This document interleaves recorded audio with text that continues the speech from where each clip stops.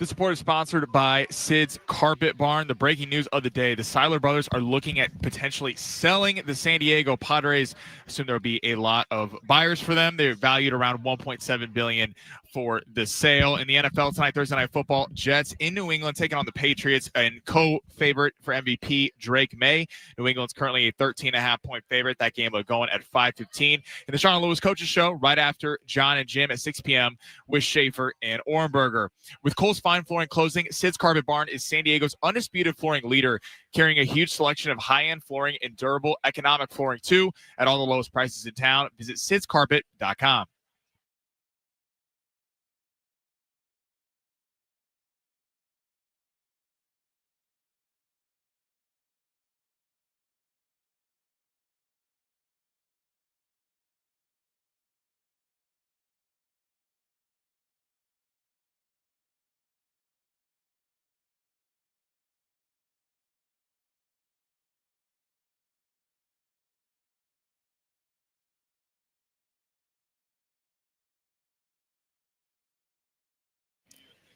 Good afternoon. Welcome in San Diego Sports 760. Ben Fletcher and Sammy Long will be carrying you till about 2 o'clock today. John and Jim will take over then. And yeah, you heard Big Voice Guy say it. We are live from Viejas Arena today. We are part of the Aztecs for Life blood drive going on here, put on by CBS 8 and the Red Cross. And it's a great time if you want to donate blood. Today's the day to do it. The biggest collegiate blood drive in the state. You can go to goaztecs.com/blood drive to make an appointment, or you can download the Red Cross Blood Donor app. It looks amazing in here, man. I didn't even know Viejas Arena wouldn't have a basketball court at any point, but the court's gone. We're on concrete, tables set up throughout Viejas Arena.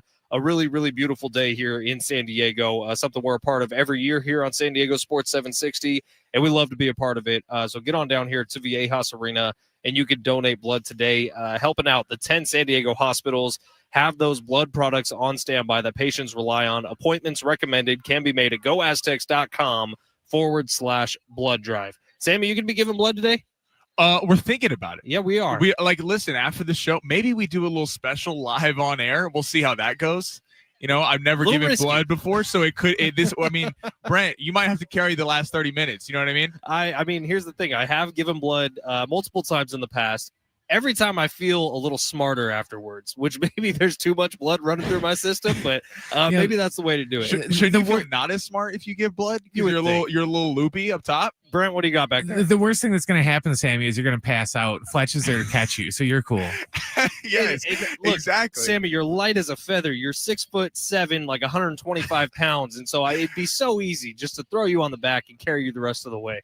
What do you think? Sounds good. We'll link it up later. You're 6'7", 125. I'm gonna take those measurements. You are Gumby, literally from the cartoon. All right, today is November 13th. Now, oddly enough, tomorrow marks a really sad day in the history of San Diego. Tomorrow, November 14th, to the day is 2 years from the passing of Peter Seidler, who is the best owner in this sports town's history. Unequivocally, stands alone at the top of that mountain. Peter 100%. Seidler was the greatest owner San Diego has ever seen and probably will ever see. Now, in multiple interviews in the year of his passing in 2023, he had stated multiple different times that he wanted the Seidler family to have the Padres under their grasp for generations to come. That's a direct quote. And then here's another one from Evan Drelich, quote, "There will never be another fire sale in San Diego, and I expect my family to own the franchise for another 50, 75 years, hopefully go for more. I'll talk from the grave." That is all Peter Seidler's words. 2 years to the day, almost, of Peter Seidler passing away, we get news today that the Padres are exploring the options of being sold out of the Seidler family name, and we'll see where that ends up. But that gets you to start thinking, not only is it a little shocking today, not the news we were maybe expecting to see coming just 1 year or 2 years after Peter Seidler passed away, 1 year after the lawsuit that kind of broke out between the family. It feels like a little bit of a slap in the face to what Peter wanted up to, July of 2023, which was 4 months before he passed away.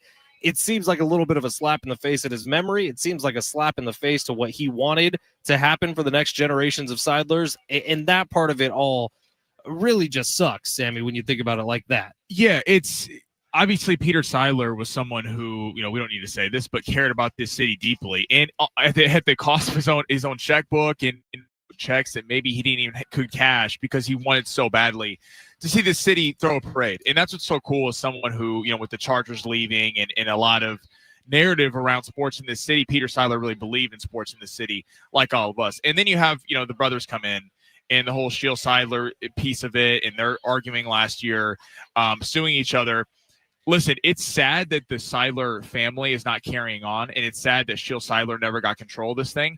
But we could be looking back at today as one of the best things that ever happened in this franchise, because they have shown that ever since the late, great Peter Seidler passed, they are not interested in putting a team or realistically winning a World Series. They're interested in putting a team that gets to the playoffs every year. They're interested in putting a team that has a lot of stars on it, but are they really making the moves and spending the kind of money you need to go take down a Dodgers? Listen, there's a lot of names out there who we'll get into throughout the show, but it would be this could be the best thing that ever happened to this franchise. It could be. It could also be the worst. So you're looking at this right now, and I kind of came up with a little bit of a pros and cons list in my head, and the biggest pros I had of it is that John Seidler is not Peter Seidler, and in fact, no one in that family is. Peter Seidler was very much so dedicated to putting the best product out on the field that he possibly could. And like you said, Sammy, to the detriment of his own wallet, the Padres, I think, currently are around $450 million in debt to different organizations around baseball, as well as some loans. Whoever buys the team is going to be assuming that debt. Peter Seidler was willing to do things that we had never seen before out of a Padres owner. He signed Manny Machado to a massive contract and then a massive contract extension. He brought in Xander Bogaerts to a team that was already chock full of shortstops, but he paid $280 million to do so. The contract for Joe Musgrove, the contract for Yu Darvish, the record-setting contract at the time for Fernando Tatis Jr., those were all things that Peter was doing so that, in his own words, San Diego would be the home of championships, plural, for the 2020s. Obviously, none of that's really working out. Obviously, you look now at Xander's contract and Manny's contract and Yu Darvish's contract, and there's an argument to be made that those are three of the worst contracts active in Major League Baseball right now. Maybe the Manny one being, least so out of all of them. But all of that happened because Peter had a commitment to winning in this city. Right. So the biggest pro, I would say, is John Seidler is not Peter Seidler and will never be. The commitment to the team financially is never going to be the same without Peter's direction. The biggest con, the devil you know is better than the devil you don't. What if the person who comes in to purchase the Padres is a John Fisher type, is a type who is looking to collect the revenue share from Major League Baseball every year, but put a product out on the field that costs $50 to $60 million annually as a product, and literally is just treating it as a bank account? There are those owners in Major League Baseball. The reports are that the Pirates may only spend $40 to $50 million on their roster this year. That's the downside. We don't know who's coming in to buy the team. But it could be one of those. It's very true. And there's always the, God forbid, say it, someone comes in and wants to relocate the team, that there's always that threat. Yeah, I think we can put a pause on that narrative. Kevin wrote about it today. It said the lease for Petco Park is running through 2033. Right. There's some other and stuff. You talk about, despite the fact that whoever buys this team, it takes about $450 million in total in debt. You talk about a city who, nationally, this is recognized. This is not just us pushing this out there. Everyone knows that, Philadelphia and San Diego have two of the most raucous fan bases and show up night in, night out. And one of the best ballparks in the country. So it's kind of hard to be like, hey, let's rip it out, because it'd be one thing if attendance was low. That is certainly not a problem for the Padres. The fans of this city show up for this team through in and throughout. Probably times that if they don't deserve to be shown up for, but they show up for this team. Listen, we're hoping someone comes in and pays, because to your point about John Seidler's not Peter Seidler, take the last name out of it. What has John Seidler done in the past 2 years, to show that he is interested in going out and really trying to beat the Dodgers? Besides being great at the press conference, besides saying we're going to take them down and we're going to take down the NL West and we're going to do it. What has he done? The only 2 big acquisitions last offseason, Gavin Sheets on a super minimum deal that AJ Preller scouted him from the White Sox. And then you have Nick Pivetta, who they backloaded the 4-year, $55 million deal to do. They've given AJ Preller nothing to work with ever since Peter Seidler passed. So as far as I'm concerned, it sucks in terms of the Shield Seidler piece that she didn't gain control of this team. But John Seidler not being here anymore, I don't think is that big of a deal. So the plan is, according to Kevin Acey's article from today, and Kevin's going to be on with John and Jim in just a little bit, the plan is for 2026 to move on without disruption, and it's going to be the same ownership group in place, same management in place. In fact, they are working, I guess, as we speak on an AJ Preller contract extension. But 2027 is when this team could end up getting sold, before the 2027 season. Well, also happening in the 2027 season is potentially a lockout of Major League Baseball. There may not be a 2027 season. So do all the math together. Mike Shildt retires kind of unexpectedly. Baseball's headed for a lockout. Some contracts are starting to look really bad, and the Seidlers are just maybe getting out while the getting's good. But I will say this. New ownership comes in. New ownership has new ideas. So there is a chance that those Bob Nightingale reports that we all kind of laughed at because Fernando Tatis Jr. has a no trade clause. What happens when you're selling a team? You want the books to look as good as possible, meaning as least amount of payroll, as least amount of debt, as most amount of ticket sales, season tickets, and obvious proof that Petco Park was full every single game of last season. So maybe the Fernando Tatis Jr. thing that we've been told is total BS and the Padres would never do it. Well, I don't know. If you want $340 million or however much it is off the books, that's a pretty good way to do it. Well, and now the Craig Stammen hire makes the most sense in the world. So much sense. Because we're sitting here going, why are they not talking to Bruce Bochy? Why are they not talking to established managers who could come in with a team? If you looked at I forgot what it was, 8-9 openings in Major League Baseball, you looked at the Padres as a team that has probably the best team of all of them. There's a lot of teams like the Angels that, let's just face it, is a dumpster fire. They're not winning a World Series. They're not even in contention. They don't have a roster that's capable of doing that. They're not going to spend money. You're like, why are the Padres not kind of big game hunting, considering you thought that they would be the most attractive opening? And now you know why. Because they're about to sell the team. So why are you going to go pay Bruce Bochy a bunch of money to come in here and then you're not even running the franchise? Listen, this was a long time coming. It seems like text line, we're going to get to in a second, kind of saying, why are people surprised? It kind of makes sense. Well, we talked about it last year when the lawsuit went down. We were like, this is probably the potential. The potential is it's going to be a sale of the team. I remember having those conversations vividly on the air. But I just don't think anyone expected it to be this soon. Because when we talked about the lawsuit, we talked about things playing out over 4 or 5 years. I never would have envisioned that this would happen right now. At least it is happening now versus 3-4 years of lawsuits, and then they're going to sell the team. And in those 3-4 years, they're not going to spend money. Because why would they spend money if they're locked up in a right. legal debate with Shield Seidler? It's sad that the franchise didn't just go to Shield Seidler, because you feel like Shield Seidler would have had visions for this team to keep it in the Seidler family and really try to put a winner on the field. And do it Peter's way. Right. If John Seidler, from all what he has shown us through actions speak louder than words, is that he is not interested in really putting a team out there that wants to compete. He'll tell you at the mic. Oh, we really haven't heard from him at the mic outside of once. Exactly. So, but you're going like, what has he done besides just keep basically the same core group of guys to say we're going to go try to win a World Series? Not a whole lot. All right. We do have a very busy show today. We told you we are broadcasting live from the Aztecs for Life blood drive on campus at San Diego State inside of Viejas Arena. Looking up at the Jumbotron right now, looking out at a bunch of tables and a bunch of community members here in San Diego giving blood literally as we speak. If you want to make an appointment, get down here and help out. Again, this is benefiting 10 San Diego hospitals to ensure that they have the blood products that patients rely on. You can go to goaztecs.com/blood drive. They're accepting appointments tonight all the way up until 6 o'clock. So if you can get over here to Viejas Arena, this is desperately, desperately needed here in San Diego. So goaztecs.com/blood drive to make an appointment. Parking was easy. We were actually getting to park in those little VIP spots. Fletch, this might be a deeply personal question, boy. What is your blood type? Do you know? I have no idea. See, I was thinking on the way down here, I was like, if they ask me what my blood type is, I don't know. I know. So, I knew it at one point. As of right now, I cannot remember for the life of me. Like, do you have to know that to go draw blood? Because you can't just be giving random people blood. I want to say they figure it out on the spot.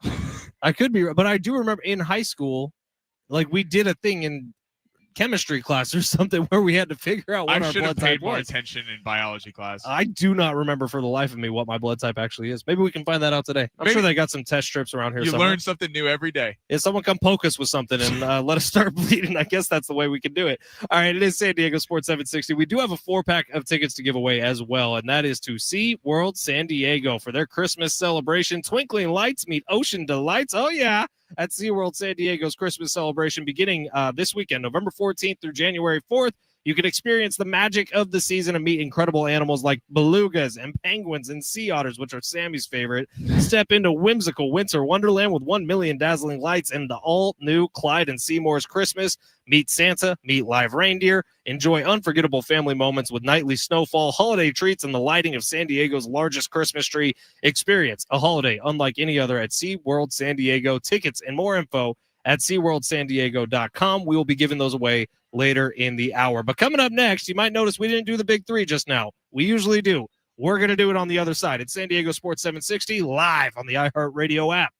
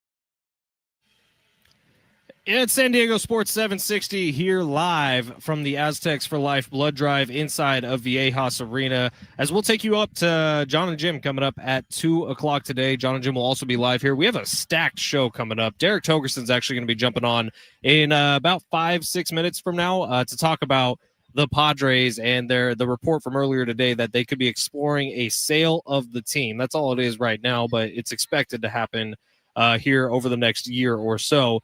And then coming up in hour number 2, Caleb Davis, who's the general manager of Aztec football, is going to be jumping on the show to talk about this weekend's match with Boise State, a massive one for the Aztecs who need a win here, and so does Boise State. This is about as big as it's going to get in the Mountain West this season with both those teams in the situation where they can control their own fate with a win on Saturday. It's going to be at Snapdragon. Rain in the forecast. It's going to be a tricky one. Have you seen all the atmospheric river come into Southern California? It is crazy. So looking at the forecast, it's supposed to rain every day for the next week except for like Wednesday. Yeah, for what I'm seeing, 2 storms coming in. There's 2 of them coming in, and the first one is going to be heavy Friday, Saturday, with heavy winds expected on Saturday. I saw up to like 35-mile-per-hour gusts. Now, I never know if I could actually trust weather reports in San Diego because sometimes we'll get stuff like this. Like, remember Hurricane Hillary or whatever it was? We were all going to die because like of it. A quarter of an inch of rain. So right now, they're projecting quite a bit of rain to come, but that always seems to change in Southern California. So we'll see. But for San Diego State, it doesn't really matter. Like, you're in this situation where, A, Boise State's going to be without their quarterback, Maddox Madsen, not expected to play on Saturday, and B, the Aztecs have put themselves in a position where if you win out, you will be hosting a Mountain West championship game. Well, the biggest test of them all is coming up this weekend when Boise State comes to Snapdragon Stadium. Totally. And this is, listen, you got caught looking ahead to Boise State. This was the big matchup we were talking about all season. To what you just mentioned, the Aztecs still control their own destiny. They're out of the college football playoff, but was that really reasonable expectation? I don't think so. I think they probably would have got beat bad in the college football playoff. Would you rather go to a Mountain West championship and go to a bowl game where you actually have a realistic chance to win? You want to see the offense bounce back after a pretty rough performance last week. But again, you got to think the rain, storms, the travel to Hawaii had a lot to do with that. Back at home, big game Saturday. Can't wait for it. All right, tons of texts have come into the show talking about Padres ownership situation. We will get to all of them coming up in just a little bit. But right now, something we skipped in Seggy 1, we're bringing back for Seggy 2. It's time for the Big 3. Brent, smash it. Your lunch break is here. Ready to go back to the office and knock the socks off your friends? I mean, coworkers? It's time for the top stories of the day. The Big 3. If you would like to watch the show, a couple ways for you to do it. On YouTube at San Diego Sports 760, on X at Fletch and Sammy. You can follow us along there. We're inside Viejas Arena today at the Aztecs for Life blood drive. If you want to come give blood, appointments are recommended, but I don't think necessary. But make an appointment at goaztecs.com/blood drive or stop on by here at Viejas Arena to give some blood. Sammy, where are we going? All right, we got Jets, Patriots tonight. 13.5-point spread in favor of New England. Let's go to the MVP race, though. Quarterback Drake May, plus 300, tied with Stafford at plus 300 for MVP odds, followed by Jonathan Taylor at plus 500. Mahomes, plus 600. Allen, plus 700. And Darnold, plus 900. Who would you give the MVP to right now, and who would be your dark horse? Wait, is the season ending right now? Yes, if the season ended right now, who would be your MVP? And then if you had to place like a little bit of a long shot bet, a little bit of like a $10 sprinkle on something down the chart, who would it be? Okay, well, my absolute who I think should be MVP, not who would win it, is Jonathan Taylor. The way he has completely transformed what the Colts are doing. And yeah, you could say it's the first year of Daniel Jones, and that's the biggest reason. Look at Jonathan Taylor's numbers, man. He's going up over 200 yards, what feels like almost every single game. Multiple touchdowns in what feels like almost every single game. Jonathan Taylor, to this point of the NFL season, has been my MVP. If I were to say a quarterback so far, I do think the answer might be Drake May. Look, he's not on primetime as much. I think this is only his second primetime game of the season. So it's not like the whole country is completely aware of what he's been doing. But you look at the other teams who are up there at the top. It's the Colts, it's the Patriots, it's the Broncos this year. And of those quarterbacks, Drake May has had the best season. He's been better than Daniel Jones. He's been better than Bo Nix. Drake May has brought life back to the New England Patriots. And get this, for the first time since the pre-Belichick era, the Patriots are actually fun to watch, which they never really were throughout their reign of dominance. Yeah, May's been excellent. Like, I get him and Stafford being co-favorites right now. I think you can make an argument for either one. Everyone wants to go with May simply because Stafford is older. We know how good Stafford is. May is kind of the new, hot quarterback in the NFL. This is all going to work itself out, though, because you have May and Stafford. Stafford's playing Darnold at plus 900. I'm surprised Darnold's all the way down the list at 9-1. Maybe that's just kind of a communal. The Seahawks have been so good collectively. Whoever wins that matchup, though, is going to have a step forward in the MVP race. Mahomes and Allen, that's going to be tricky for either of them because Allen had a clunker last week, but then Allen beat Mahomes 2 weeks ago. So it's kind of hard to really distinguish one of those two. I agree with you, Jonathan Taylor, at 5-1. I mean, do we see what's going on here? Yeah, Chopper the dog riding his chopper. Wow. Okay. Sorry, I didn't mean to get distracted. No, hang on. We can stop off on it for a second. There is a dog here whose name is Chopper, and he is currently riding a motorcycle throughout the floor of no Viejas joke. Arena. Like, this is not okay. All right. Wow. Jonathan Taylor, though, It's actually not my first run-in with Chopper the dog. I got to meet him a couple months ago. This dog's a badass. Wow. Yeah, I know. He rides on a real-size motorcycle, too. This is the mini one.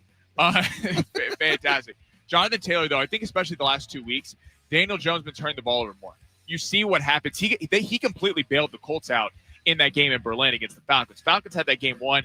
Jonathan Taylor ripped it apart in the second half. If it's going to not go to a quarterback, hands down, Jonathan Taylor has been the most impactful player so far this season. All right, who next? All right, let's go back to Patriots-Jets. Stay away from the MVP race. Let's go to division races, though. So the Pats are minus 260 to win the division over the Bills, who are a 2-1 underdog. The Chiefs are plus 150 to win the AFC West. Broncos are a favorite at plus 130. And the Baltimore Ravens are minus 230, despite being down in the standings, to win the division with the Steelers at plus 250. Between the Ravens, Chiefs, and Bills, what team is it most important to win their division? Ravens, Chiefs, and Bills. I'm going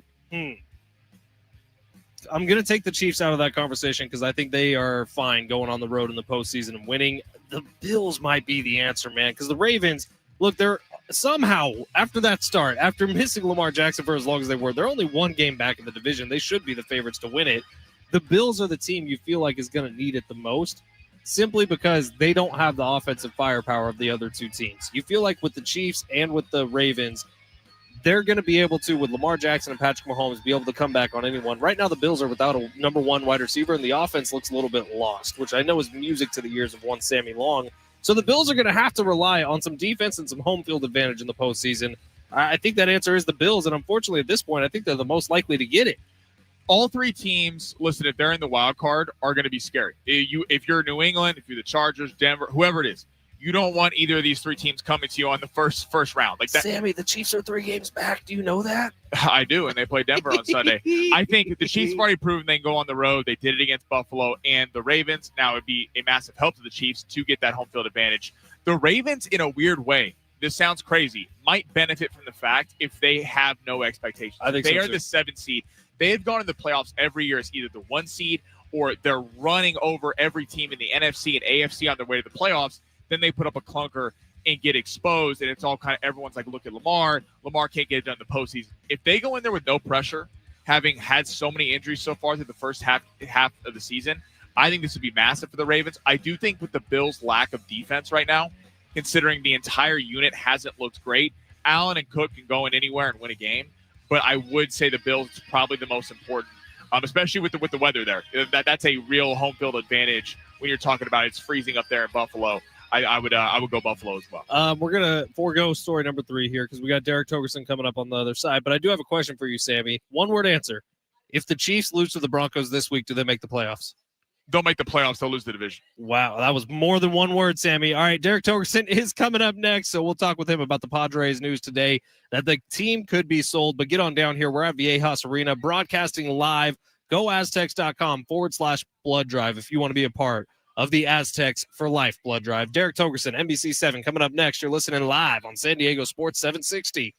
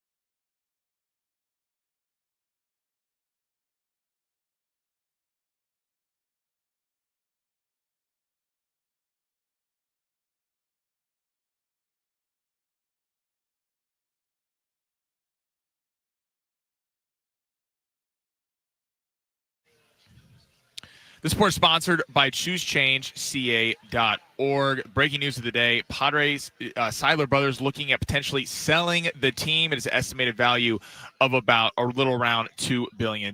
Jets, Patriots tonight. New England 13.5-point favorites. The point total is set at 43.5. Get a look at Drake May in primetime. He is the co-MVP favorite alongside with Matthew Stafford at 3-1. And the Sean Lewis Coaches Show at 6 p.m. tonight with Schaefer and Ornberger coming up after John and Jim. This holiday season, choose treatment and recovery for opioid or stimulant addiction and embrace new beginnings. The company of family and friends and create special moments. Find a proven treatment provider near you at ChooseChangeCA.org.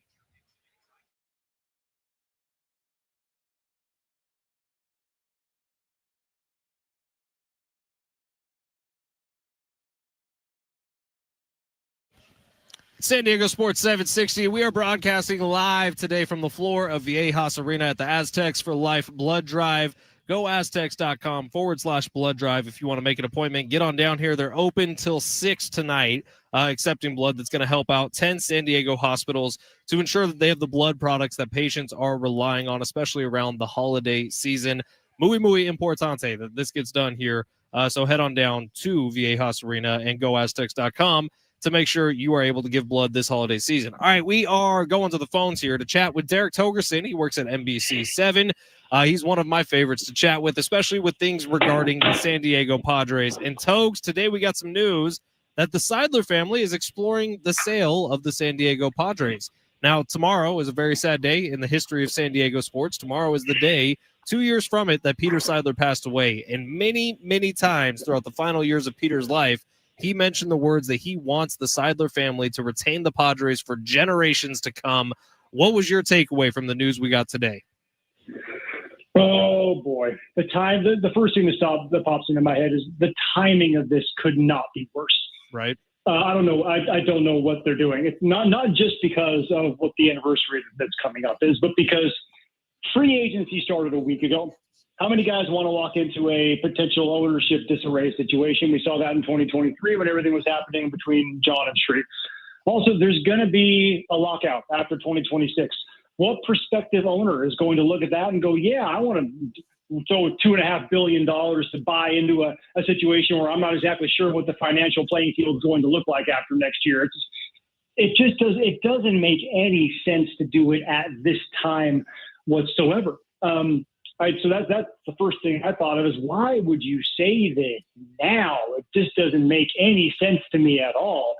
And then the other part of it is, if I can do a little speculating here, it feels like a lot of things that Shree said during that lawsuit were very likely correct, and that John really isn't all that into being a Major League Baseball owner. He's really not into being around the Padres, and this was kind of something that he was forced into doing, maybe against his will, or maybe it was more of a job that he thought he was going to be getting, and now he wants to get out of it. So it's looking like, unless for some reason they could do a negotiation to put Shree back in charge of the trust, and then that's just certainly, I think, going to be something that we see more lawsuits filed in the next few weeks and months, or find a way to get in the hands of somebody who is going to be able to take this team, and a Steve Ballmer type, where it's going to be like, I am invested, like he is with the Clippers. I am going to do everything I can to make this team a winning proposition. So that's kind of what Padres fans have to hope for now. I will say this.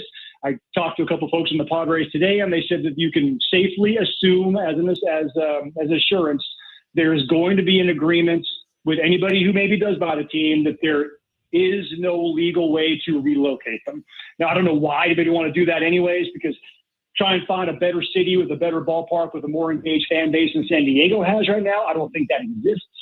So that'd be probably a really bad business move, but that is going to be something that is very likely part of any sale. So Padres are not going anywhere. So I was going to ask you about, if you could wave a magic wand and anyone could buy this team. I know you mentioned Steve Ballmer. Joe Tsai has been kind of linked to it. Who would it be for you?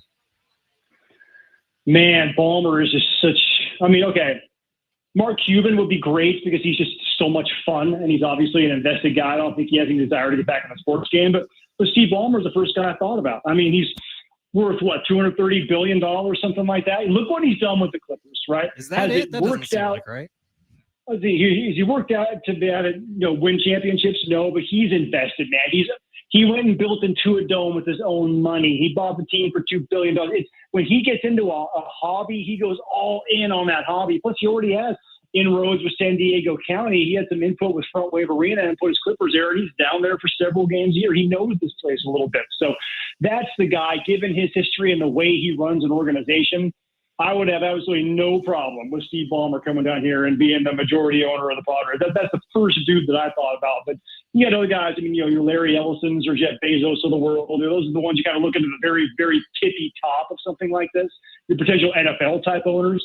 There's going to be a whole bunch of people who show up and go, well, you know what? Maybe they're going to be every bit as good as somebody that we haven't thought of yet.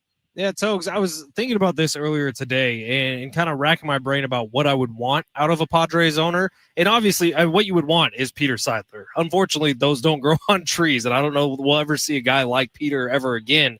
But while I was thinking about it, I was like, what if you get one of these whack jobs who's trying to put everybody into space all the time? Like, what if an Elon Musk or who's the guy at the other one? No, but follow me here, Togerson. Derek, follow me.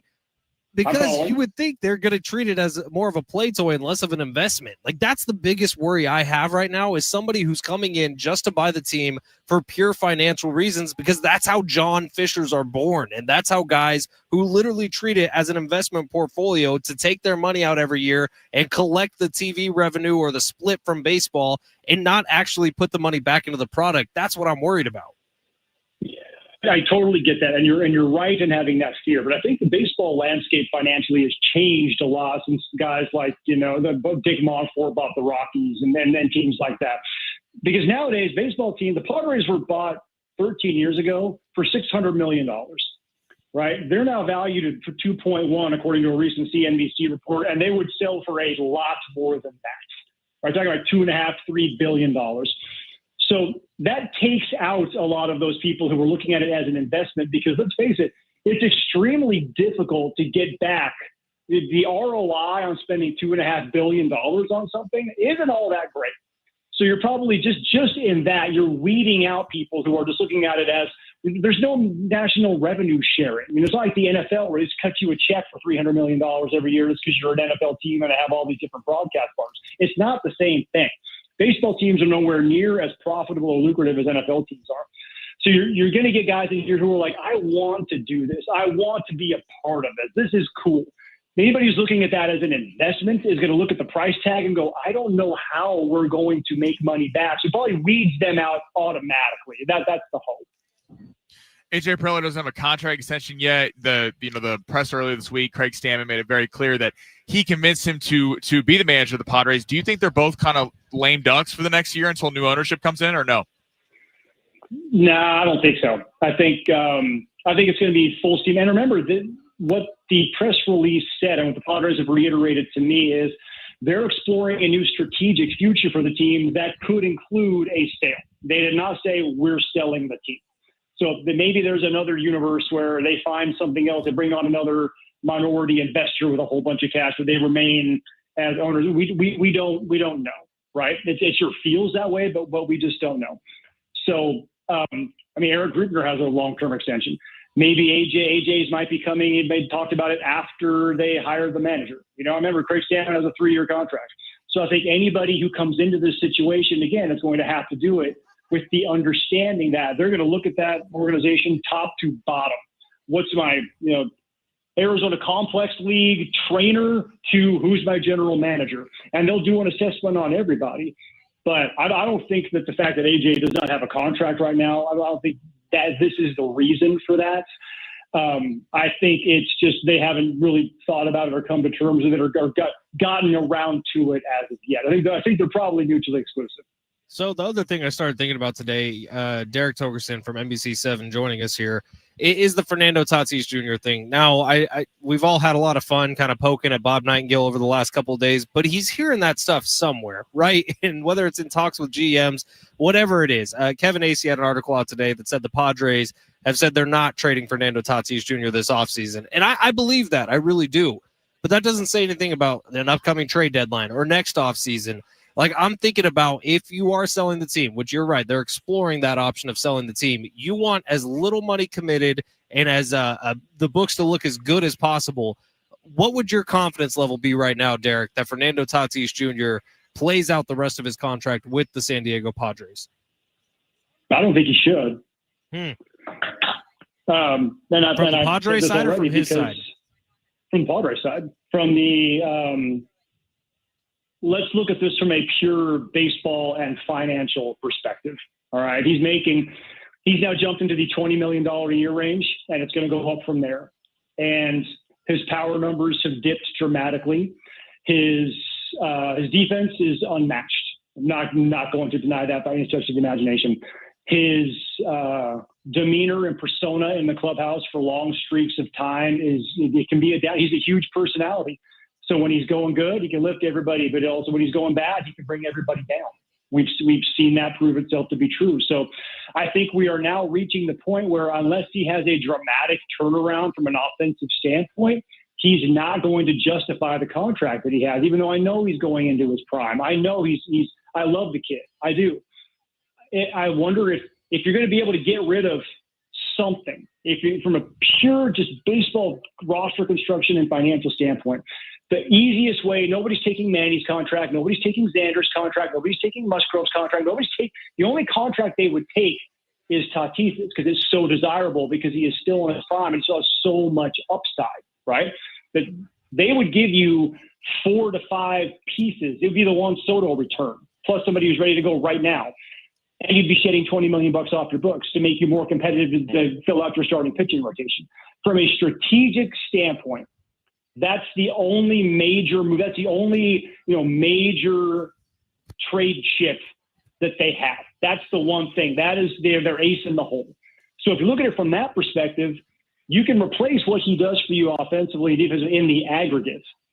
And you can also help a whole lot of other places on your team, and you can put yourself in a much better financial situation. Now, if they're looking to sell the team now, I think that becomes a legitimate possibility because somebody comes in there looking at the books going, what is this? What is this? How can we trim this? What can we do here?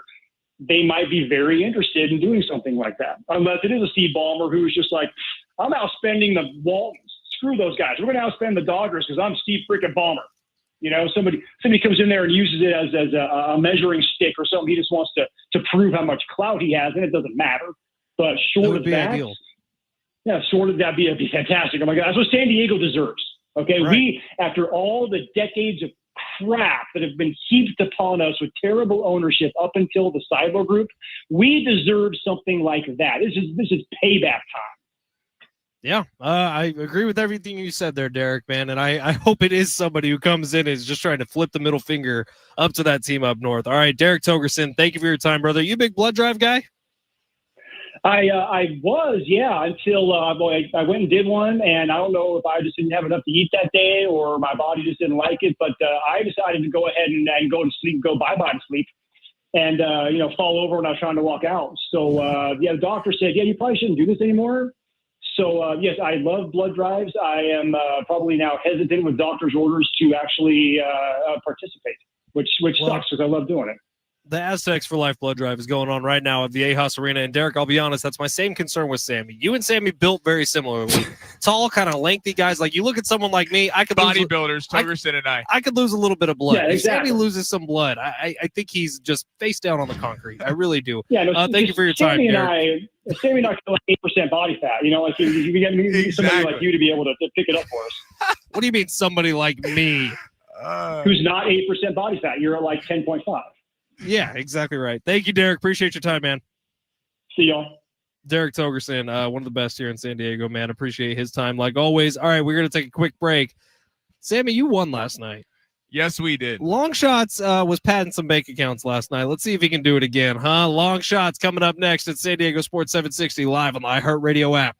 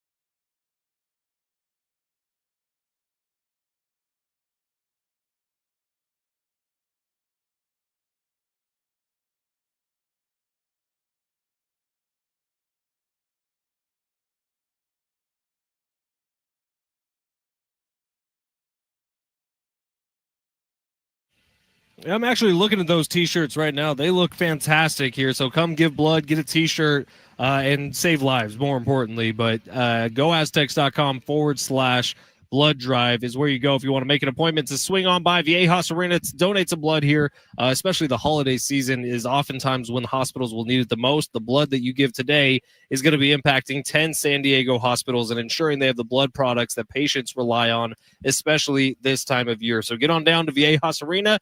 Donate some blood, get a T-shirt, get a snack. I believe I saw some cookies running around, which I'm going to need Sammy to do some scavenging. Are those only for people who give blood, or do you think we could eat some cookies? I don't know. We're promoting them, so I feel like we should have a whole little get up over here. Yeah, maybe. Or it's probably best for people who are donating blood today, which we might still do. The 145 segment's open. Like I'm just saying, like, listen, you could get your left arm done. I get my right arm. We could be on air talking about the Padres, where the future is. Look, I think you can see one vein of mine. Is it better? It's better if you're vein. Jamar helped us out earlier, by the way, because I said I didn't know my own blood type.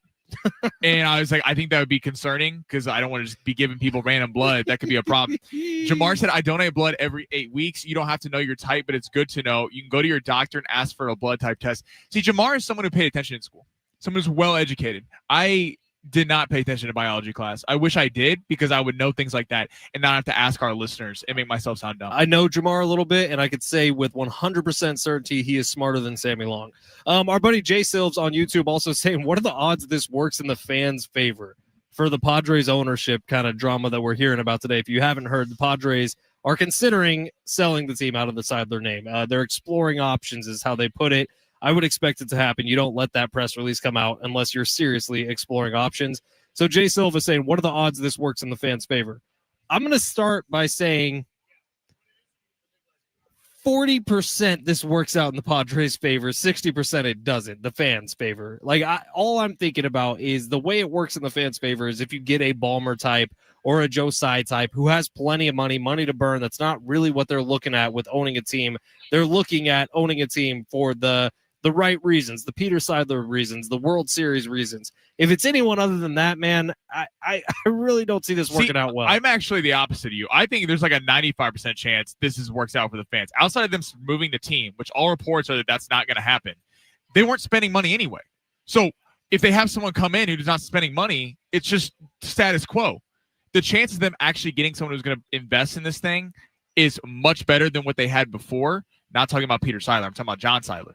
I mean, they weren't investing money in this franchise anyway, so anyone's going to be better than that. I think this is a massive day for the fans. They are investing money, though. They have 3 contracts that are massive on this squad right now. They did not sign those contracts. Right, but what happens if new ownership comes in and the first thing they do is look at, we're paying Fernando Tatis Jr. $340 million. Let's get him the hell out of here. Derek Togerson just listed off the reasons why that wouldn't be the worst thing in the world. Right, and I agree with Derek, except for the fact of what he said at the very end, which I don't know if you heard. He said, unless it's Steve Ballmer type who's just trying to load up Thanos' rock. Like, in that case, Fernando's staying. Like, that's what I'm saying. And you don't want money to leave this payroll unless you're able to get someone to take the Xander contract. That one I feel like you'd be okay with. But other than that, it's like you want to keep this money. But if you're Steve Ballmer, you don't care about those contracts. You're just going to purchase more. All right, let's get to long shots. Sammy won us all some money last night. Let's see if he can win us some money today. It's time for long shots. I don't think we have the big voice guy doing any opens or anything. So, Sammy, let's just get right to you. It's all right. We're going to get right into it. All right, so we have a 4 You want me to do it?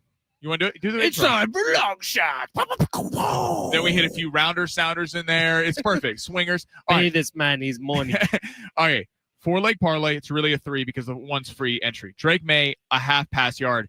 If he sells this and does not get 1 pass yard, I'm going to be very frustrated and write some angry letters to Prize Picks. More than a half yard for Drake May passing tonight. That's going to cash. Okay, let's stick with the Patriots. Travion Henderson, more than 15.5 rush attempts. Ooh. Now, I know you could be going, Sammy, you're getting baited. He had a 55-yard touchdown and a 73-yard touchdown last week. Mike Vrabel, today at the presser, said Travion Henderson needs to be getting the ball more. He's going to be looking for Travion Henderson to get the ball more in this game, and I do think they're going to be winning. Vegas is favoring them by 13.5 points. What that's telling you is that they're going to have a lead and going to be running the clock out at the end of this thing. Travion Henderson, what a way to get the rookie some run. More than 15.5 rush attempts. You have something? I do have a question. What? He hasn't done that once this year. Exactly. Even last week. They haven't been using him. Right, but last week he was dominant. He only had 14. The week before that, he was really good. Exactly, he only had 14. And he showed last week that he needs to be the guy popping off. He iced the game against Tampa Bay. Yeah, he was great. He was better than Drake May in that game. But in his best game of the season, he didn't get to 15. Rookies get better as the season goes along when they're not paid. Faith in Sammy. We trust him. I cashed last night. What's next? More than 15.5 rush attempts. Okay, then we're going to the Jets. We're going, Sammy, we're betting on the Jets? We're betting on overs for the Jets? Gross. Justin Fields getting a half passing touchdown tonight. And I know you're going, Sammy, what are you doing? Justin Fields looks awful at times. Offense has slightly been a little bit better the last couple weeks. Played with a lot of pride last week against the Cleveland Browns. They scored a lot of points against Cincinnati when they broke Fletch and I's hearts in the Circus Survivor pool. Played well against the Browns last week. I get the Patriots defense is fantastic, but here's one of two things going to happen. This is either going to be a tight game in an interdivision Thursday night game that we always see it, and he's going to be throwing some touchdown passes, or they're getting blown out by 30, and he's going to backdoor cover and throw this a la Jacoby Brissett last week against the Seattle Seahawks. More than a half passing touchdown. I really feel good about this tonight for Justin Fields. And then last one. Can I ask a question about that one too? What? Would you rather have the half passing touchdown or a half interception? No, I want the half passing touchdown. Because also they run the ball out. So no, we're going half passing touchdown.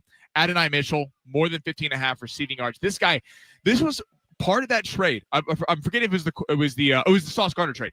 So they got the two first round picks and Adonai Mitchell. This was the forgotten piece in this trade. This is a guy out of Texas a few years ago, a speed demon. You had Xavier Worthy coming out of there. You had Matthew Golden. This was kind of the name left off.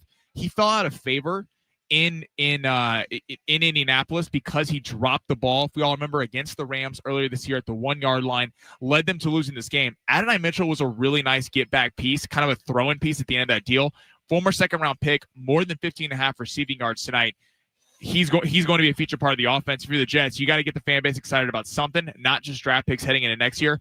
I think this is a pop-out game for Adonai Mitchell, more than 15.5 receiving yards. So to recap, Drake May getting that free half passing yard, more than Justin Fields to get one passing touchdown tonight or more. We're going more than a half passing touchdown. Travion Henderson, running back for the Patriots, more than 15.5 rush attempts. And Adonai Mitchell, the new receiver for the Jets, more than 15.5 receiving yards. I like it. See if we can make this a monster week for Sammy Long, who already won us a lineup last night. We're playing with house money at this point. All right, the San Diego State community is inviting you to join the Aztecs and CBS 8 at the largest annual collegiate blood drive in the state of California. The blood donations collected are going to help treat cancer patients, trauma victims, surgery patients, and others requiring life-impacting blood transfusions. All donors are going to receive a free Red Cross t-shirt and other great giveaways from local businesses. Get on down here to Viejas Arena. That's where Sammy and I are at for the next hour. John and Jim will be here right after we get off the air. GoAztecs.com/blood drive. You can sign up for an appointment to swing on by here and give some blood here this holiday season. An important time to do so. Hour number 2 is next. Caleb Davis, the GM of Aztecs football, is going to be joining us. Plus, we will take a deeper dive into tonight's Thursday night football game. All that still to come. Plus, SeaWorld tickets. Oh, we have so much to do here on San Diego Sports 760, live on the iHeartRadio app.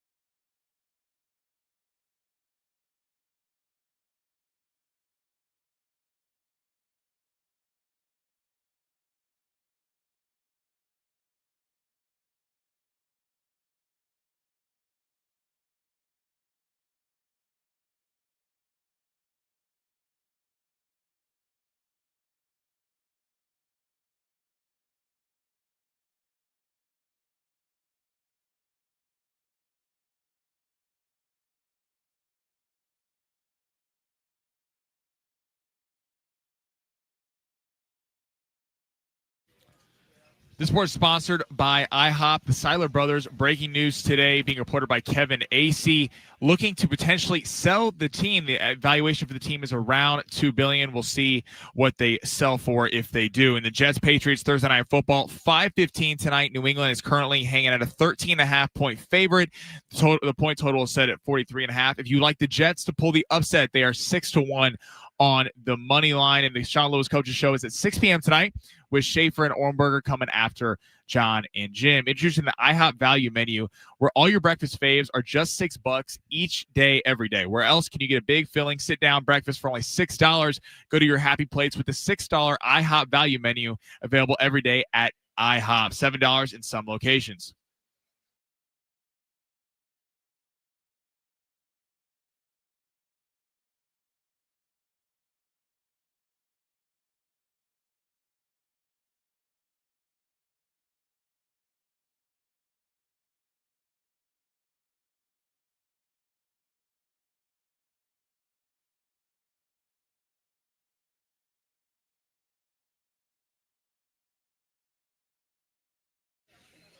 San Diego Sports 760, hour number 2 here on the Fletch Zone. Ben Fletcher, Sammy Long with you till 2 o'clock today. John and Jim will take over then, and you heard Big Voice Guys say it.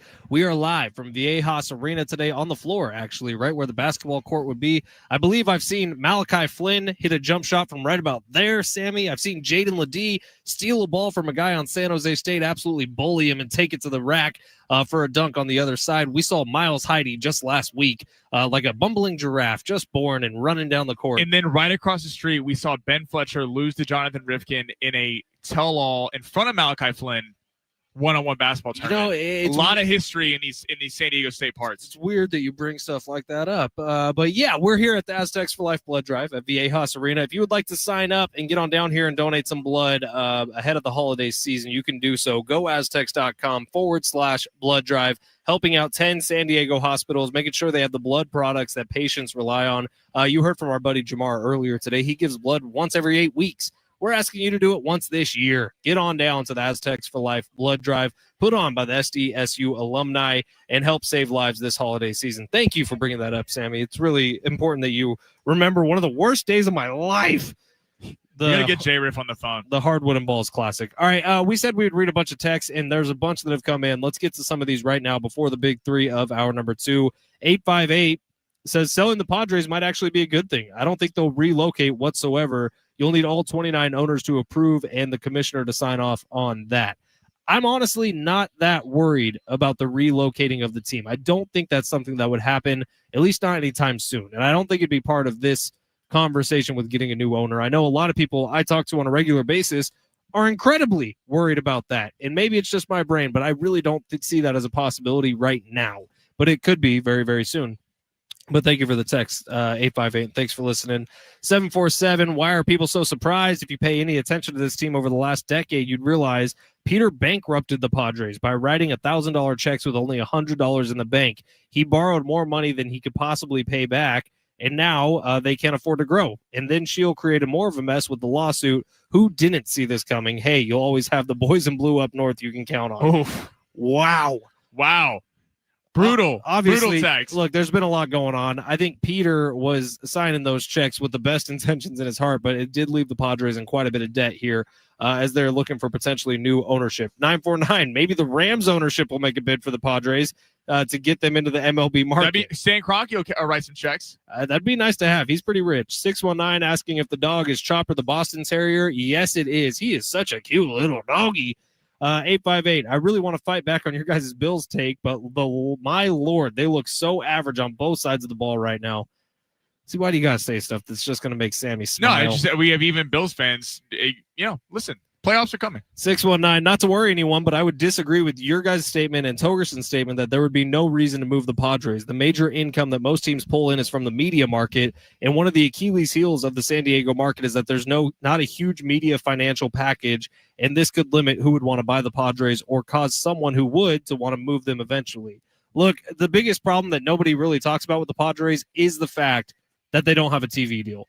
The Dodgers are able to spend what the Dodgers spend, not just because they have some of the richest owners in baseball, but they have the most lucrative, I think outside of the Yankees, TV contract in all of Major They made League back Baseball. the entire Ohtani deal in one season with merchandise and TV content. Exactly. And the Padres are in a situation that I think 13 other Major League Baseball teams are in the situation of, where they don't have a TV contract right now. So that massive buoy that most franchises have, the Padres just don't have, which makes it even trickier for someone to come in and pay the $2.5 billion or whatever it is that they're expected to sell for. From the 858, Sammy, you are an O+ blood type. I can tell by your personality and diet. Most vegans are A or AB. Any response to that? Is that a good blood type?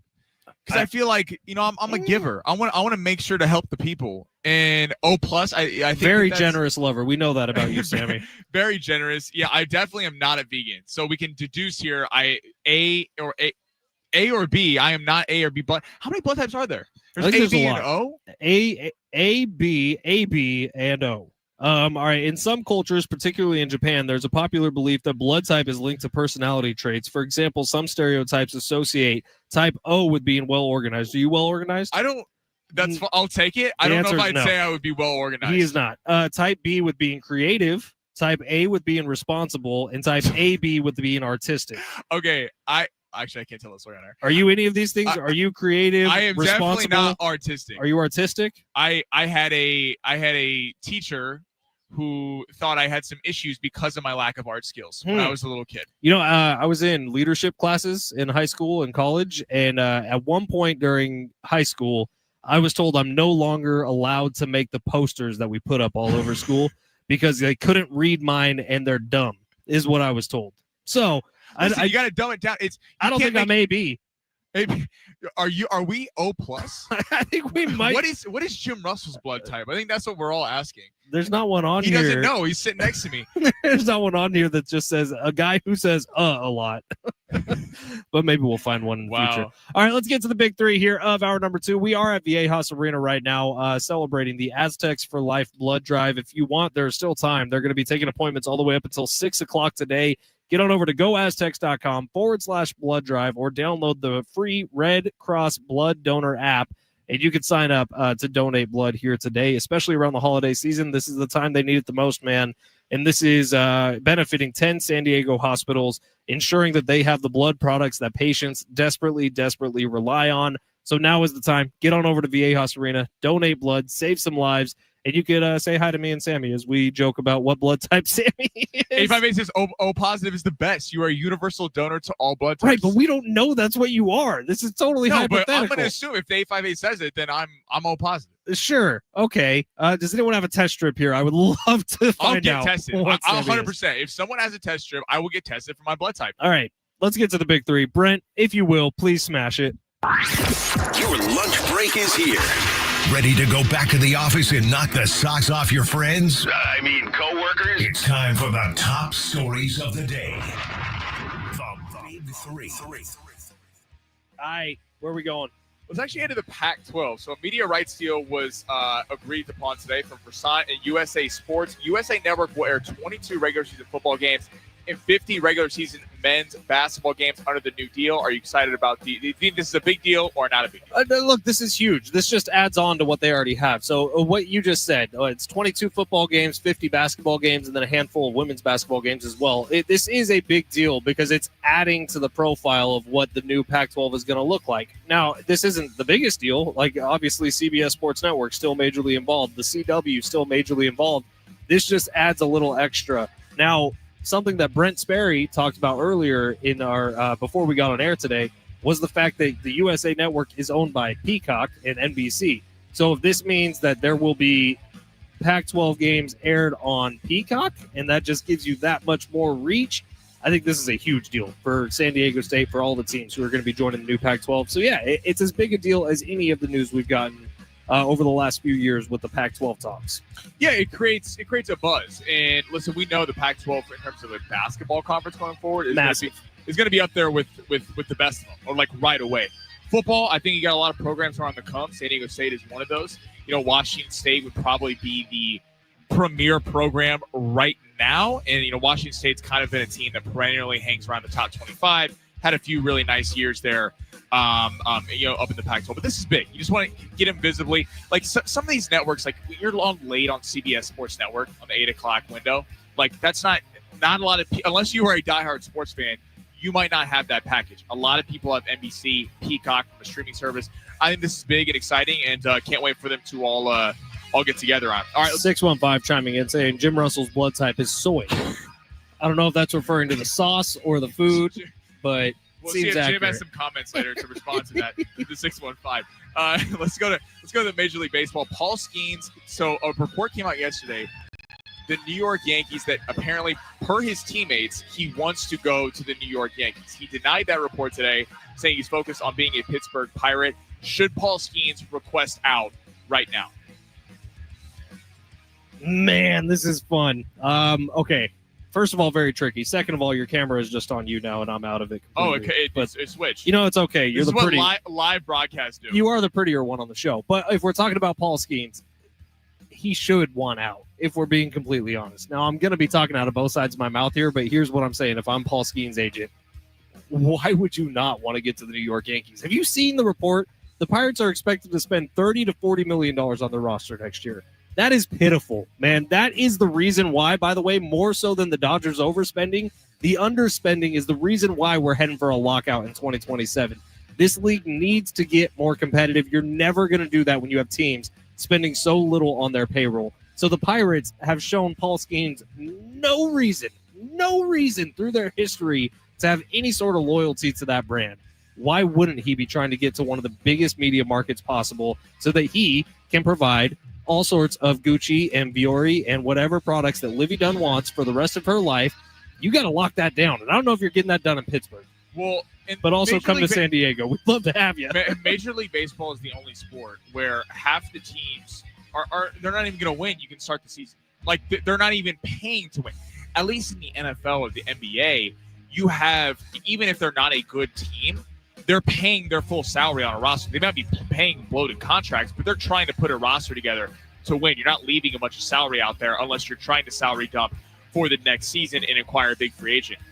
I understand it, Paul Skeens, like, get me out of here. I'm tired of having, winning Cy Youngs, having an unbelievable ERA, a potential Hall of Famer one day, in the worst run support in the league. The Pirates have been awful offensively simply because they won't spend money. I would be requesting a trade right now. I'd be like, get me out of here. I'm not playing. Why am I going to waste the next 3 years, risk an injury, and affect my contract? I would be playing another game for the Pittsburgh Pirates. Let's squeeze one more in. Lions-Eagles Sunday night. Fun matchup. 6-3 Lions, 7-2 Eagles. Philly's a 2.5-point favorite. Who needs this game more on Sunday? The Eagles need it more. The whole country is rooting for the Lions. I think everyone outside of Eagles fans is rooting for the Lions to expose the Eagles for what they've been this year, which is a mediocre football team with a great record. That's what I'm rooting for on Sunday night, and I hope to God I see it because I don't want to be wrong about the Philadelphia Eagles, but I see them as a pretty basic team this year with one elite play that can't be stopped and is aided out by officials. I think the Philadelphia Eagles, if there's one thing I'm saying is wrong with the NFL this year, it's them. I would go Lions simply because I think if they actually met in the postseason, I would pick Detroit depending on where the game is, but I would actually lean Detroit. But because of the division they play in, I think the Lions are a much better team than the Bears. Bears are winning a lot of games. You have the Packers, who very underwhelming performance on Monday night, but still going to be there towards the end of the day. Even Minnesota is not a terrible team. Look at the division that they're in. The Commanders have fallen off the face of the earth. The Giants are completely injured, and the Cowboys are sitting there at 3-5-1. I get they acquire Quinn and Williams, but they already have a win over Dallas. No one's really threatening them in that division. I think this is a massive game for Detroit to get a statement win on the road of the Philly team that is kind of anemic offensively. Alexander on YouTube saying, Fletch, remember when you tripped on an acorn and snapped your leg in half? Yeah, I do. Alexander, keep it humble. This is just we're bringing up some of the worst parts of my life, and that's fine. If we want to do that today, that's a good thing to go with. But I do want to point out, I slipped on a mixture of acorns and loose gravel. My left leg slipped out from beneath me. My right leg got makes you go to sleep at night. Stuck on the slope of the hill, and when I fell backwards, my butt snapped my leg in half. It was very serious. It was an emergency required. It was a big deal, okay? Sorry if you're eating lunch right now. This is San Diego Sports 760. Today is a very special day. We are supporting the Aztecs for Life blood drive here at Viejas Arena. Get down here. It's open till 6 o'clock tonight. You can get an appointment at goaztecs.com/blood drive. The biggest collegiate blood drive in the country happens right here in San Diego. So get on down here and support it.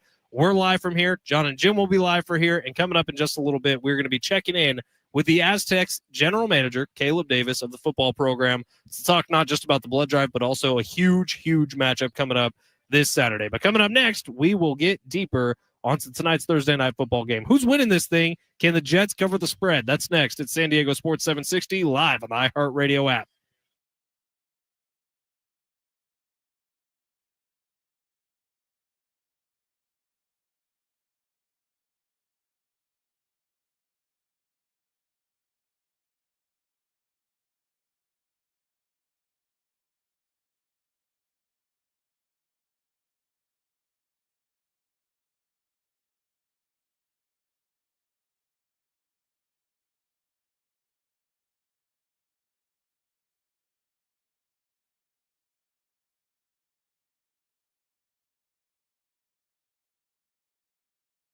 Hey, it's Fletch for Gary Cooper over at Mountain Trust Mortgage and Realty. You can give Gary a call today at 858-376-1299. Gary, it feels like San Diego is booming right now. Houses all over the place. What can people do to get into one of those? Well, I tell you what, inventory is definitely at its highest. And so there's definitely lots to choose from. And you are in the driver's seat as a buyer. I mean, if the property's been on the market, like some of the ones I've been seeing for 48 days, well, that gives you more bargaining power, whether it be seller concessions or a lower sales price, or maybe have the seller pay to buy down your interest rate. Those are all options as a buyer. So choose your realtor carefully is what I would say. Call Gary Cooper today. He could be that realtor for you. 858-376-1299. Born and raised in San Diego. Been dealing with buying, selling, mortgages, all in San Diego for more than 30 years. Call him today. 858-376-1299 or visit him online at mountaintrustmortgage.com.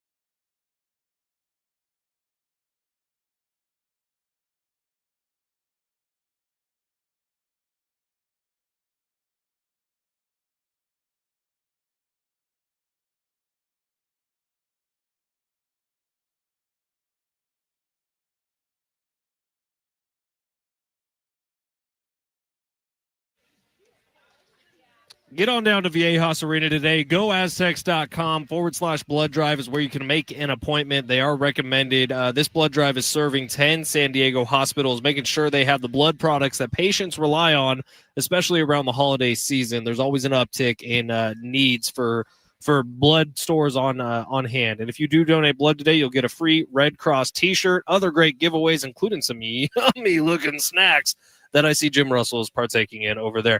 All right, it is San Diego Sports 760. And if you missed the news of the day, it's being reported out of the UT and pretty much everywhere now that the Seidler family is exploring the sale of the San Diego Padres. This coming 2 years, almost to the day after Peter Seidler's death, who is the greatest owner, full stop, that San Diego has ever seen out of a sports franchise. And in the statement from John Seidler and the Padres front office, he says, the family has decided to begin a process of evaluating our future with the Padres, including a potential sale of the franchise. Almost at this point to me, and after having about an hour and a half here and all morning to sit on this, we can drop the word potential. We can drop the word exploring. You don't let this get out unless the plan is to sell the team and move on from it. Right. How do you go back from that? They're like, oh, we're going to keep the team. Like, right. So you're already kind of showing that you're not fully invested in putting a winning team on the field. Right. The Seidler family has also retained the financial firm BTD and MSD partners to guide it through this process. They are selling the team. So now as fans, and we had a YouTube comment earlier today, I believe from Jay Silves, saying, what are the odds this works out well for the fans? Well, it's probably around 50-50 right now, because there's a couple ways you have to look at it. A, you get a Steve Ballmer type who wants to come in and shake things up and go after LA and try to win a World Series and retain a bunch of talent, add more talent to the team. Or B, you're looking at someone who's coming in as an investor, and that would be the worst case scenario. Someone who's coming in like a John Fisher, like a Pirates owner, who's just interested in collecting a little bit of money off the top every year, keeping the payroll down, and making this a business. In the world of baseball in 2025, if you're treating it as a business, you're probably not winning. So Padres fans hope that you have someone coming in who's a competitor, who wants to win, and who wants to compete financially with some of the top teams around baseball. Well, if you spend enough money, this is what a lot Why of does your cameras keep going away from me? It's an AI camera. I mean, I'm not. You forgot to bring your camera, so it's just focused on me right now. I don't want to be needy or anything, but damn, dude.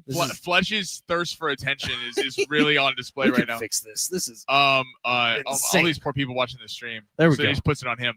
But what owners don't understand is that if you spend more money up front and build a winner, then the evaluation of the franchise. I'm not even trying to talk about the Chiefs. The Chiefs were an abomination. I mean, they were a joke of an NFL franchise until they actually put forth effort. People stopped going to games, and then they became the Kansas City Chiefs today in a highly evaluated NFL franchise. It's like if an owner comes in here and like is okay taking a loss on the wallet for the first 5 years, maybe 10 years, maybe decade, like that's fine, because this team, the city, needs a winner. They're not that far off. Like, this is not a team that you look at like the Angels where you're like, they need a complete reset. Like, they don't have enough talent, pure talent. This team has a lot of talent. They just need a few complementary pieces to go do something. And being, hush-hush in free agency, that's the biggest problem about what Derek Togerson said earlier about why this came out now. Free agents are going to start to sign. So what free agent wants to come to a team that, like, you don't know what's going on? Who's the owner?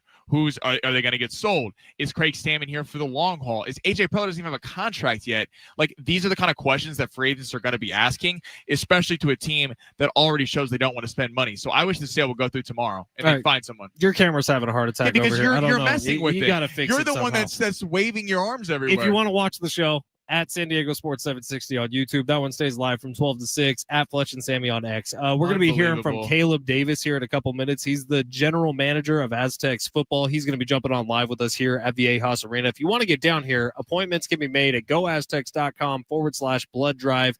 Every gift of blood you give can save a life here this holiday season. I did want to see, do you have numbers up on the line for tonight's Thursday night football game? It's in Foxborough. It's the Jets. It's the Patriots. Weather shouldn't be too much of a factor. I saw it was in the 50s, which is chilly, but no rain or anything. What's the line? Pats open as 10.5-point favorites. Been bet all the way up to 13.5. It's not going past the hook at 14. Okay. Over under you got? 43.5. That feels about right to me. Okay.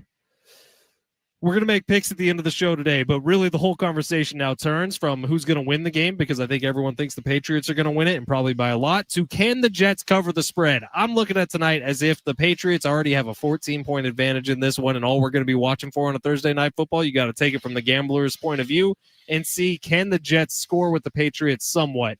I'm going to say they do. I actually think we get a somewhat close game tonight, Sammy. Well, if it goes up to 14.5 and you get a hook, so you get the 2 touchdowns, I think you for sure have to take the Jets. Because you're coming off a short week. Patriots are running through everyone, coming off a really big win against Tampa Bay. If it stays at 13.5, I mean, that feels like a good number. But Vegas did set this thing at 10.5. The public has moved this an entire field goal. That rarely happens that the amount of public money come in sways the line like that. So if you're looking for some value, let's go Justin Fields. Hey, and for long shots too. All right, we're going to take a quick break here. Caleb Davis going to be joining us on the other side. He's the general manager of Aztecs football. That's coming up next at San Diego Sports 760 live on the iHeartRadio app.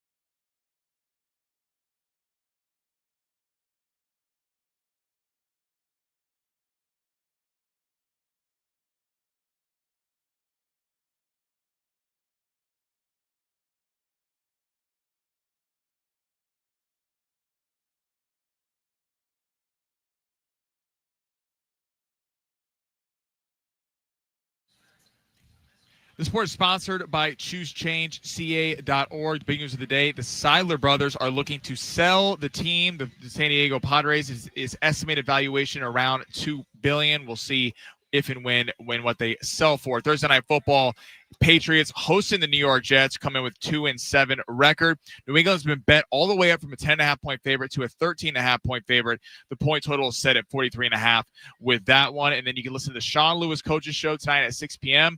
with Schaefer and Ornberger coming up after John and Jim. This holiday season, choose treatment and recovery for opioid or stimulant addiction and embrace new beginnings. The company of family and friends and create special moments. Find a proven treatment provider near you at ChooseChangeCA.org.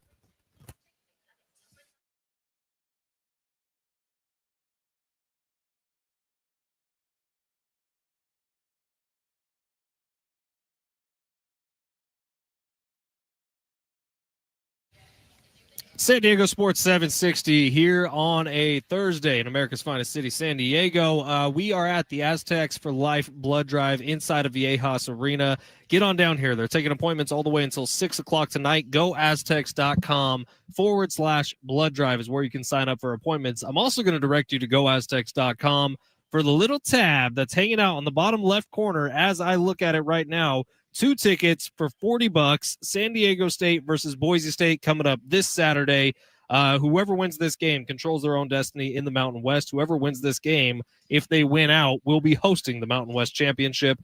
Caleb Davis, the general manager of the Aztec football program, joins us for what feels like the fifth time in like the last 2 weeks. How the hell are you, Caleb? Oh, man, I'm great. Appreciate you guys for having me on. Yeah, man, we love to do it. So we just kind of laid it out there. 7-2 Aztecs team. A win this weekend means you are in the driver's seat for hosting a potential Mountain West championship game. How important is it for the fans to get out there this weekend and support the boys? Oh, man, it's huge because just the difference that an energetic fan base can do for an environment for these kids is huge. I know in the Cal game, I think we had 4 or 5 pre-snap penalties back to back when they were in field goal range, knocked them out back, and those little things that might not seem important, like it changes the course of a game. Like our kids feed off the energy. I mean, if you just look down on the sidelines, you'll see all the guys getting up on the benches, waving their towels. Like they feed off of that. They love that. So as much as we can pack the stadium and be loud, don't just be at the stadium, but play your part, make an impact. We can change games together. I'm curious from your perspective, is a guy, brings in a lot of these guys. What player do you think so far does not get talked about enough on either the offensive or defensive side of the ball that we should be looking for on Saturday? Gosh, this might not be a popular pick, but I'd just say all the O-linemen. Yeah. The O-line in general never gets the publicity, but we've had the same 5 start every single game. We've got a great 6-man in Saipale as well. Side comes in, but those 6 guys have played a ton of snaps for us. They've fought through injuries. They've battled their butts off, and no, they definitely do not get the praise that they deserve. Well, you talk about maybe the most improved unit year over year. Oh, there's no doubt. A year ago, like the biggest problem with the Aztecs football team a year ago was pre-snap penalties on the offensive line and just inconsistency on who's going to be starting on the offensive line, because you start the season with the Big Joe injury. But this year it's been, like you said, the same group of 5 guys pretty much night in and night out. And, man, the holes they're opening up for lucky late in games, that's how you see when a football team is dominating. Absolutely. All right, so, Caleb, you're coming off a week where it was rough on the islands. Obviously, rain played a factor in that. Travel may have played a factor in that. But you got beat, and you got beat pretty soundly. Last time we saw that happen to this Aztecs football program, it was a 34-0 ass whooping to Cal the very next week. Is that the same way it's been approached this week, would you say, in meetings and stuff, like it was getting ready for that Cal game? There's absolutely a renewed sense of urgency, and I think that's the word that we maybe had lost leading into Hawaii. And, yeah, there are a million different aspects, but at the end of the day, we weren't urgent enough to fix the issues as they came. So I'm excited. I mean, from right as we got off the plane, we had some of the kids go up into the office and start watching film. Like the whole O-line met on Monday before they were even supposed to. No coaches in there. They just said, let's get this fixed. So yes, there is a renewed sense of urgency. Boise is a very, very talented opponent. It's a battle for the conference lead, battle for front runners to host the conference championship game. So it's a huge deal. It's a huge event. It's super exciting, and I think the guys are ready for the challenge. And, last year having 3 wins, already completely blown out of the water with 7 so far, and, hosting Boise this weekend going to be fun. What would it mean if they go win the Mountain West, what does that do from a recruiting aspect to go out there on the trail and really get some of these guys? Absolutely. It changes everything because we've got a different vision for this program than I think most people think is even possible. Our plan, yes, we're celebrating a bowl victory or a bowl appearance. We're excited about that, but that's just the standard.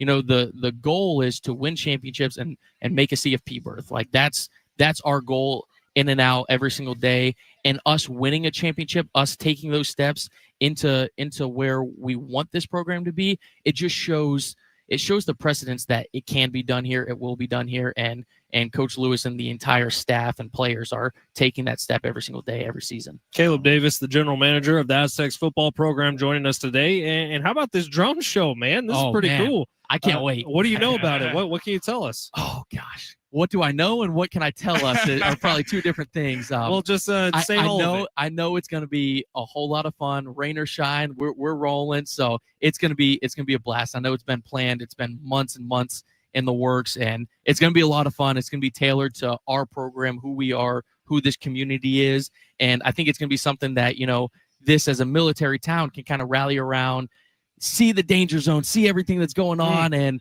no, it's going to be a lot of fun to pack the stadium and reward the fans with a good halftime show as well. 2 tickets for $40 right now, a sale on goaztecs.com. How long is that going to be available for? Do people need to jump on that right now? Yes, they do. the athletic department has expanded the ticket allotment for it. I don't know the exact number, but we had sold out of the original deal, Right. but everyone upstairs has heard some of the things, and we've had some generous supporters and donors actually buy those allotments and say, no, we need to keep this thing going. We got to pack the stands. We got to keep everyone engaged, loud, and proud. And no, so That's right. There was somebody bought a bunch of tickets for veterans. Is that yes, right? Exactly. How cool is that? Oh, we've got, again, it all goes back to this city wants the Aztecs to win. And it starts with this whole community coming together, supporting. And again, I say be loud, be proud, and help us win championships. 2 tickets for $40 right now at goaztecs.com. That gets you access to the game, obviously, which there's going to be plenty of fireworks during. This is 2 of the best teams of the Mountain West going head-to-head, but also to this drone show, which sounds badass. I don't know. I'm imagining like a Boise State Bronco galloping through the sky and then a San Diego State Aztec just knifing its head off or something. Maybe it's not that crazy.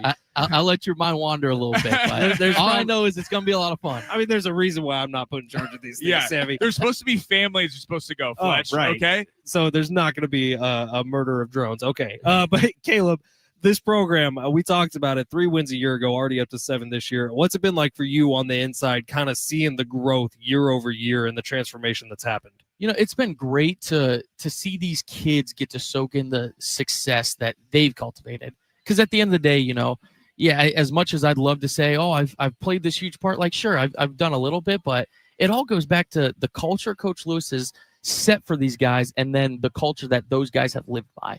So the fact that Chris Johnson believed in us to come back, give it another year, Trey White, Eric Butler, Tana Latuli, I mean, all these guys believed in the vision that was going on, and you're seeing it on the field. So I'm more grateful and I'm more proud of these kids and just the fact that they get to soak in the success that, again, they have worked their tails off for.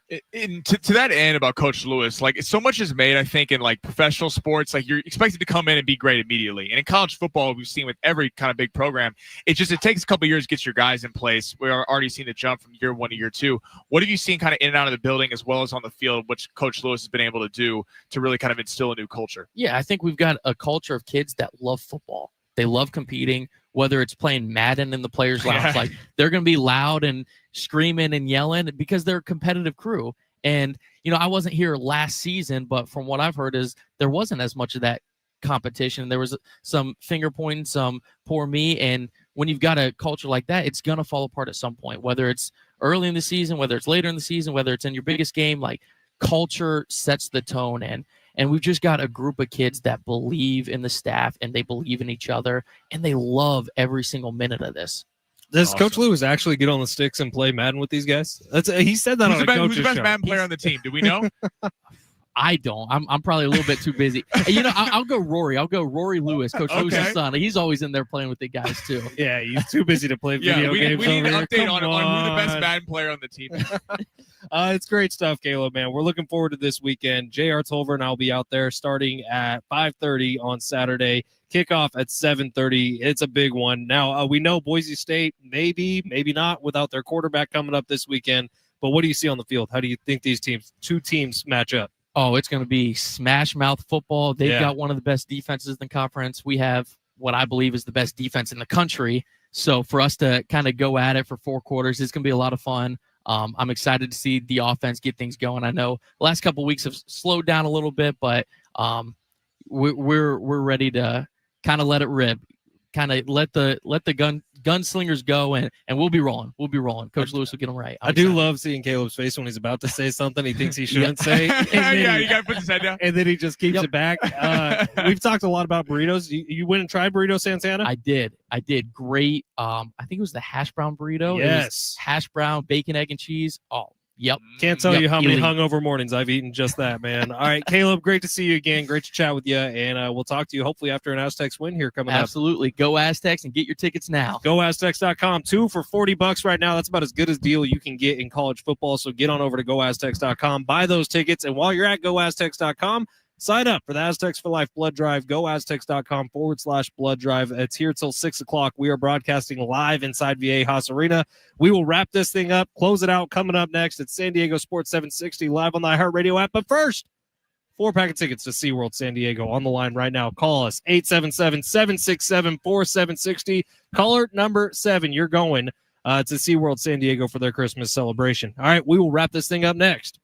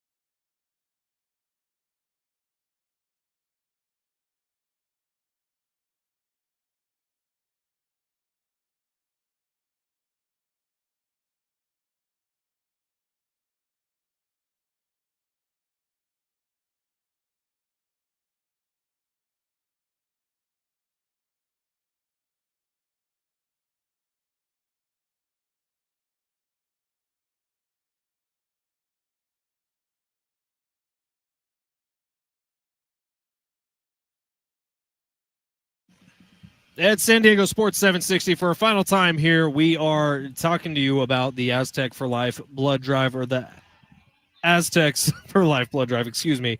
Get on down here to Viejas Arena. We're here right now. Ben Fletcher, Sammy Long, John and Jim are coming up right after us. GoAztecs.com/blood drive is where you need to go if you want to make an appointment. They'll be taking appointments all the way up till 6 o'clock tonight. We got Lori on YouTube saying, thanks for sponsoring the blood drive this year. I can't give today, but I've been able to give before, and it's a wonderful experience. Also, I'm O+, and it is great. We still don't. Yeah, exactly. We still don't know what flavor Sammy is. I'm sure. I'm a O positive. We'll see. Say it right, please. Not O+, O positive. Sorry, SD Tyler. Nice. I'm O negative. O negative. Tyler. You want the rare blood forms, right? Because then you become very bad. My grandpa's got some crazy blood type that he gives all the time. Oh, really? I'm surprised I didn't get passed down it. Do you think that's been inherited to you? I think what the real problem is why we're not donating right now. I want to do this at this segment on air. You can hook me up. I'll do it right now while we're sitting right here. See who passes out first. Yeah. 619 texting the show saying, gents, glad to hear all this Eagles hate from 240 whiners and Kansas City Refs fans. Go Birds from Brian. I didn't hate on the Eagles. I said the Lions need to win the game more on Sunday because they play at a tougher division. I absolutely hated on the Eagles, and I stand by every word I said, Brian. I appreciate your being here. Usually you finish your text with love the show, and you didn't this time. Whenever he disagrees, he says go Birds. And I do recognize that. But thank you for listening, Brian. Look, if you can honestly defend the Philadelphia Eagles for anything outside of record, which I know is just such a terrible argument for me, I would love to hear it. 760, wonder how all of you feel that was saying Sheil Seidler was a liar and looking for a payout. Literally everything she put into that lawsuit has come to fruition only a year later. Sheil deserves an apology from all of you. I hate to speak for anyone else. I think I was kind of on Team Sheil through all of that. John Seidler, the fact that he's never once gotten to a podium, that he's really never once outside of the day we first heard from him, has talked to the Padres fans. I don't. It's been a bad look the whole way. Yeah, I was more frustrated the fact that Major League Baseball just gave the Seidler brothers the franchise with really no investigation. Remember they slipped it in there on the Padres page? Yeah. Everyone to go find it at the bottom. It wasn't even really that big of a press release because they knew that this would be a problem. No, good for Sheil Seidler for suing and claiming it was rightfully hers. She would be running the franchise well right now, and this is why I don't think it's that bad of a day. Well, she'd be running it more along the lines of how Peter was running Which it. is what and there's a lot of people that say he wasn't running it well either. But I will say this, Peter Seidler unequivocally is the best sports owner this town has ever seen. Tomorrow is the day 2 years ago that Peter Seidler passed away. And in the months leading up to his death, he was quoted in the San Diego Union-Tribune saying that the Padres organization would remain in the Seidler family for generations to come. We are 2 years removed from that day, and the Padres are exploring being sold of the Seidler family. I'll give John Seidler credit for this. If he's not interested, like we've kind of seen in running a baseball franchise, I'm glad he's selling it. Sure. Why should he be at the front? Here's the problem. Who's he selling it to? Yeah, but anything is going to be better than what John Seidler's put forth the last 2 years. Peter Seidler was the greatest owner the city's ever seen in terms of he spent money he probably didn't even have to try to put a winner on the field. And listen, you could get into the whole, the Bogarts contract's bad, and Manny's contract probably is not what you want it to be. But he at least tried. John Seidler has shown no effort in trying to go win a World Series. So I'm happy that someone's going to come in and buy this thing that actually might have some pocketbooks and might take a loss early on to go win down the road. And the hope is that is exactly what happens. The hope is you get someone who comes in here and reinvests into the program rather than someone who comes in here and all of a sudden is looking for a annual paycheck from the Padres. All right, we are about to get out of here. I'll say it one more time. GoAztecs.com/blood drive. If you want to sign up to come give blood today, you get a swanky little T-shirt, a bunch of free snacks, and donate blood to save some lives here as we enter into the holiday season of 2025. Before we go, we got to make some picks. Sammy, the spread one more time, if you will, for tonight's Thursday night football matchup. It opened as the Jets being 10.5-point dogs on the road in New England. It has been bet to 13.5, so almost a 2-touchdown favorite for the New England Patriots tonight. Okay, and I think if you're going to think about this logically and really put your money where you think is right, you have to think, can the New York Jets score points on this New England Patriots defense, which has been very good throughout the entire season. With the Patriots, all the headlines have gone to Drake May, rightfully so. He's having this incredible year 2 of his young career. But the Patriots defense has been solid all year long. That's how you get to as good of a record as they have. And so you're wondering, are the Jets, who have been hapless for the most part this season, Will they be able to have a performance like they had against the Steelers in game 1, like they had against the Bengals just a couple weeks ago that knocked us out of Circa Survivor? I am going to lean more to the side that the Jets will at least make this thing interesting today. When you look at divisional matchups in primetime, oftentimes the spread gets covered by the underdog. Give me the Jets to cover this spread. Patriots win it. Final score somewhere around 28-21 if we're going all touchdowns. Wow, 3 touchdowns for the Jets. Okay, I think if you're going for a bet tonight, first half spread Jets, I would feel much more comfortable about it. It's plus 6.5 than I would at plus 13.5. I could see them keeping this thing close for a while. I got to give the Jets credit. They gave an inspired effort last week against, albeit Cleveland, but it was easy for them to kind of roll over. No Sauce Gardner, no Quinnen Williams. You're thinking just devoid of talent. And Breece Hall looked good last week. Breece Hall looked good. Who was supposedly going to get traded the day before. I would take the first half spread, but I do think this ends in a blowout. I think the Patriots open it up in the second half. I'm gonna go 31-13 at the end of the day. Okay. I see your logic is probably more accurate. I'm just wondering if tonight's the night where we see Drake May, who's been heralded all season long, finally fall on his face a little bit. Like that performance is coming. And maybe with this week, with all the criticisms of the Patriots not using Trevion Henderson, maybe they lean on him a little bit too much and go away from what's been working all year long. And maybe that leads to a little uncertainty from the quarterback. I could see what you're saying in this, is that you have an emotional win in Tampa Bay last week. The 2 biggest wins of the season for the Patriots are Tampa Bay and then that big win in Buffalo. You could have a little bit of a fall off following week. You have the Jets coming to town, short week, but given that is at home, if you're the Jets, outside of Justin Fields, you want to lose this game. You want draft picks. That's why you traded Quinnen Williams and you traded Sauce Gardner to reset your franchise. One of the few moves that the Jets have made in the last 20 years that I think is smart to actually just kind of recoup this whole thing. So again, I think it's close at half, but I think they open it up. I just don't think the Jets have enough offense. But Justin Fields will get his passing touchdown 4 long shots tonight. That's what I was about to get to. Drake May, more than a half passing yard. That was the discount on Prize Picks. Adonai Mitchell, more than 15.5 receiving yards. Justin Fields, more than a half touchdown. Trevion Henderson, more than 15.5 rushing attempts. An all-more lineup for Sammy Long on Thursday Night Football. We hit all-more lineup on NBA last night, so why can't we do it on NFL? We got helped out, though. Someone didn't play yesterday. Who didn't play? Cade Cunningham was out. But that's fine. It's a neutral. All right, and before we get out of here, I literally saved this for the last minute of the show because I didn't want Sammy to really have his feelings hurt. Can we talk about what happened to the Lakers last night? I was going to bring it up. It was a rough night for my Lakers. It was an ass kicking. There's no other way around it. It was a bad performance. JJ Redick did not call timeouts in the second quarter and let the game completely get out of hand.